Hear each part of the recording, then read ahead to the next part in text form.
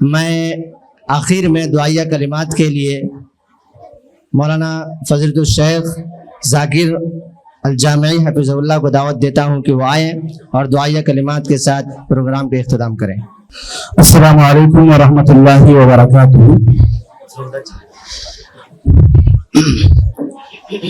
الحمدللہ صبح سے عورتیں اور مرد حضرات بیٹھے ہوئے ہیں۔ اللہ سبحانہ و تعالیٰ آپ تمام کے آنے کو اور اتنے وقت یہاں گزارنے کو اللہ سبحانہ و تعالیٰ قبول فرمائے اور ہر لحظے کے بدلے میں اللہ سبحانہ و تعالیٰ نیکیاں عطا فرمائے۔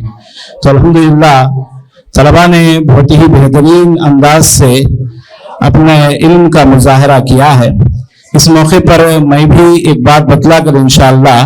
اس اجلاس کے اختتام کا اعلان کرتا ہوں۔ ہم میں سے کوئی بھی آدمی، چاہے مرد ہو یا خواتین میں سے کوئی بھی،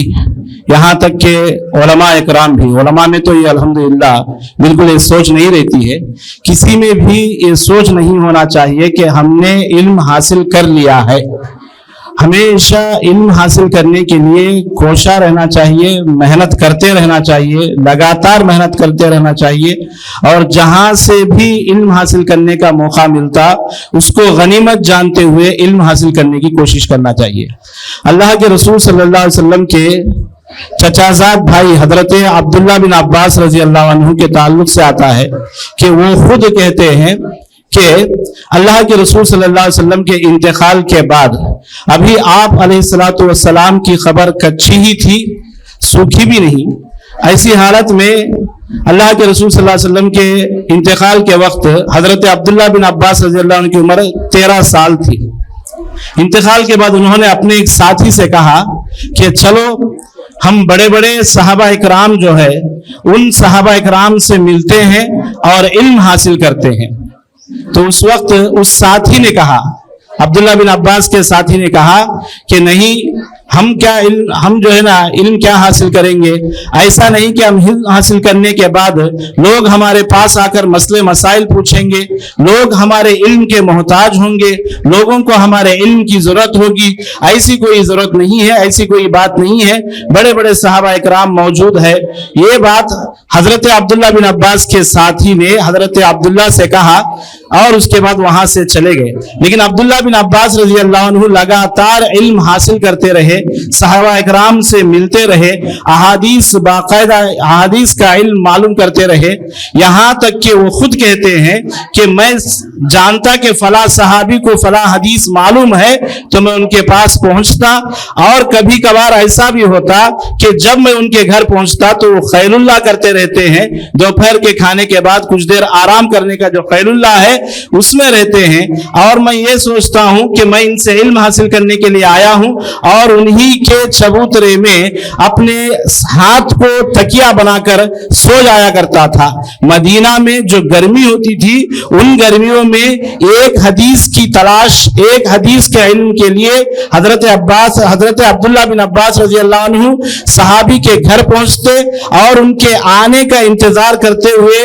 گرمی میں، تپتی گرمی میں سو جاتے۔ وہ صحابی باہر آتے اور دیکھتے ہی کہتے کہ آپ کس لیے آئے؟ اگر آپ اللہ کے رسول صلی اللہ علیہ وسلم کے چچازاد بھائی ہے، اگر آپ حکم دیتے تو ہم خود اپنے کام دھندے سب کچھ چھوڑ کر آپ کے گھر پر حاضر ہو جاتے تھے، پھر بھی آپ یہ زحمت کیوں اٹھائی؟ تو پھر عبداللہ بن عباس رضی اللہ عنہ جواب دیتے کہ نہیں، مجھے آپ سے حدیث کا علم لینا ہے، مجھے علم حاصل کرنا ہے، اس غرض سے میں آیا ہوں۔ بہرحال اس طرح سے انہوں نے اتنا علم حاصل کیا۔ عبداللہ بن عباس رضی اللہ عنہ کا ساتھی کہتے ہیں کہ میں نے دیکھا کہ چند ہی سال میں حضرت عبداللہ بن عباس رضی اللہ عنہ اللہ رب العالمین نے ان کو اتنا علم دیا کہ مدینے میں دور دراز سے سفر کر کے ان کے پاس علم حاصل کرنے کے لیے لوگ آتے تھے، بڑی ہجوم رہتی تھی، ان کا درس بڑے جذبے کے ساتھ لوگ اٹینڈ ہو کر حاضر ہو کر سنتے تھے۔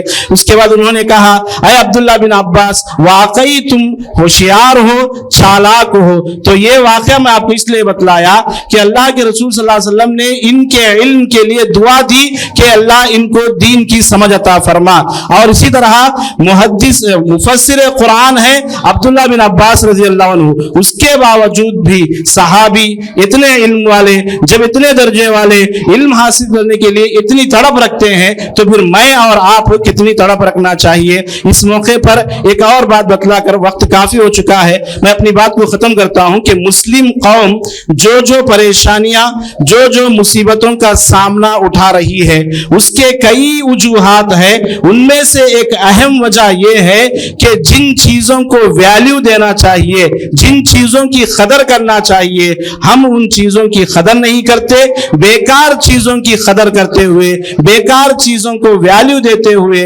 اور نقصان میں ہم پڑتے جا رہے ہیں. ایک شادیوں میں بے جا رسم و رواجوں میں بیکار کا, فضول کا خرچ کرتے ہیں, لیکن تعلیم میں پیچھے رہنے کی وجہ سے اتنی ساری مصیبتوں کا سامنا ہم اٹھا رہے ہیں. آج ہی سے صحیح ہم میں کا ہر ایک آدمی سوچے کہ ہم علم حاصل کریں گے, پڑھیں گے اور انشاءاللہ آگے بڑھیں گے. پورے جنگل ڈوڈم کے مسلم سماج کے لیے ایک اچھا سنہرا بہترین موقع ہے کہ آپ دنیا کے علم کے ساتھ ساتھ اقرا ماڈرن اسکول اینڈ مدرسہ میں الحمدللہ دین کا علم بھی حاصل کر سکتے ہیں, اور وہ بھی باقاعدہ جو بھی گورنمنٹ سلیبس ہے اس سلیبس کے ساتھ اس علم کو حاصل کرتے ہوئے آپ اپنی دنیا بھی سنوار سکتے ہیں, انشاءاللہ آخرت بھی سنوار سکتے ہیں. اس مدرسے کی جہاں تک اپیل کی گئی ہے تعاون کی, اس کے ساتھ ساتھ میں اسپیشلی اپیل کرتا ہوں وہ یہ ہے کہ اس مدرسے کو آگے بڑھانے, اس مدرسے کو ترقی دلانے میں